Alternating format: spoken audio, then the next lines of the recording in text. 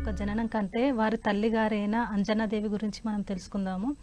ఎలా అంటే పైలోకంలో స్వర్గంలో అంజనాదేవి ఒక జన్మలో తను ఏం చేస్తుందంటే ఎంతో అందగత్తెగా ఉండి అహంకారంతో వచ్చిన ఋషులని ఆట పట్టిస్తున్న టైంలో ఆ ఋషి శాపం పెడతారనమాట. అంటే వానరల్లాగా నువ్వు ప్రవర్తిస్తున్నావు, నీ చేష్టలు ఇలా ఉన్నాయని శాపం పెడతాడు. పెట్టినప్పుడు ఆవిడ ఏం చేస్తుందంటే రియలైజ్ అయిపోతుంది. తన తప్పు తను తెలుసుకొని ఆ ఋషికాలు పట్టుకొని నాకు శాపం నుంచి విముక్తి చెయ్యండి అని కోరినప్పుడు ఆయన చెప్తారనమాట, నువ్వు భూలోకంలోకి వెళ్ళిన తర్వాత వానరుల్లాగా నువ్వు జన్మ తీసుకున్న తర్వాత నీ గర్భంలో ఎవరైతే జన్మిస్తారో వారి ద్వారా నీకు ఈ శాపం అనేది పోతుంది అని చెప్తారనమాట.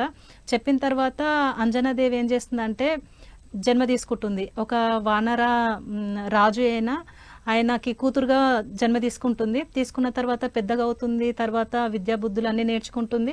తర్వాత వివాహం కూడా జరిగిన తర్వాత ఆయన అంజనాదేవి భర్త అంటారనమాట, మనకు సంతానం కోసం నువ్వు ధ్యానం చెయ్యి, నేను అడవి అంతా తిరిగేసి వస్తాను, నువ్వు ధ్యానంలో కూర్చో, నీకు రక్షణగా ఉండడానికి వాయువుని నేను రక్షణగా పెట్టిపోతాను అన్నప్పుడు ఆమె ధ్యానంలో కూర్చున్న తర్వాత ఏంటంటే ఆమె గర్భంలోకి ఆ శివుడు అంశ అయిన హనుమంతుడు తన గర్భంలో రెడీగా ఉంటాడనమాట జన్మ తీసుకోవడానికి.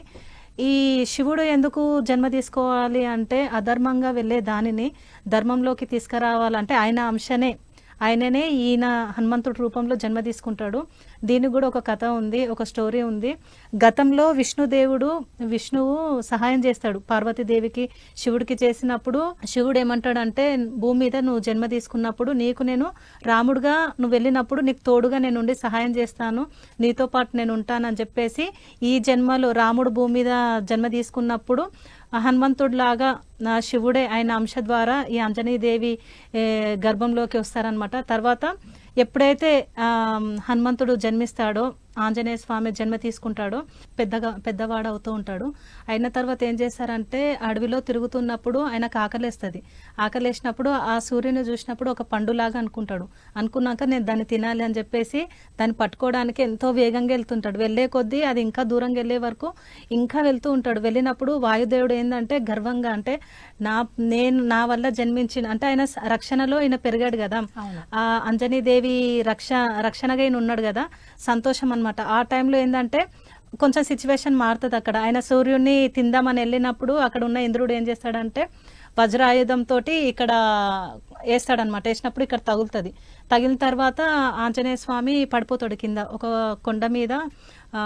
స్పృహ తప్పి పడిపోయినప్పుడు ఇంకా వాయుదేవుడికి చాలా కోపం వస్తుంది. వచ్చినాక ఈ వాతావరణం అంతా గాలి లేకుండా ఆపేస్తాడనమాట. ఆపేసిన తర్వాత దేవతలందరూ బ్రహ్మదేవుడి దగ్గరికి వెళ్ళి మొక్కుకుంటారు, ఇలా వాయువు అంతా ఆగిపోయింది, సృష్టి అంతా నాశనం అయిపోతుంది అన్నప్పుడు అక్కడ చెప్తారనమాట. ఈ దేవతలందరూ ఏం చేస్తారంటే మళ్ళీ ఈ ఇంద్రుడే ఈయన వల్లనే ఇలా అయినందుకు ఆయన వచ్చి మళ్ళీ బ్రతికిస్తాడనమాట. ఆయన మీద చేయబెట్టినప్పుడు బ్రహ్మదేవుడు చేయబెట్టినప్పుడు లేచిన తర్వాత అక్కడున్న యముడు కానీ బ్రహ్మదేవుడు కానీ ఇంద్రుడు కానీ సూర్యుడు కానీ వీళ్ళందరూ ఏంటంటే ఆయన మామూలు మనిషి కాదు హనుమంతుడు, అంటే వాళ్ళకి అర్థమైపోతుంది ఈయన జన్మ రహస్యము, వాళ్ళకందరికి అర్థమైపోయి ఈయన మామూలు మనిషి కాదు, మామూలు వ్యక్తి కాదు అని చెప్పేసి అక్కడ ఉన్న శక్తులన్నీ ఆయనకి ఇస్తారనమాట. అప్పుడు ఆయన ఎంతో శక్తివంతంగా తయారవుతాడు. అయిన తర్వాత వాయుదేవుడు ఏం చేస్తాడంటే అక్కడ అంతా మార్చేస్తాడు మళ్ళీ హనుమంతుడు మళ్ళీ లేచి కూర్చుంటాడు కదా. అప్పుడు ఏంటంటే కుబేర స్వామి కూడా ఆయన కూడా ఒక ఆయుధం ఇస్తాడు. ఏంటంటే గద ఉంటది కదా, ఆ గద ఇచ్చేయమంటారంటే నీకు ఇది ఎంతో సహాయం అవుతుంది, ఇది నీ చేతిలో ఉంటే అంతా నీ చేతిలో ఉన్నట్టే అని ఒక్కొక్కరు ఒక్కొక్క వరం ఇస్తూ ఉంటారు. అక్కడ ఉన్న దేవతలు అందరూ అలా ఇచ్చినప్పుడు ఆయనలో అనంతమైన శక్తి, చిన్నప్పుడు ఎంతో శక్తిని పొంది ఉంటాడనమాట.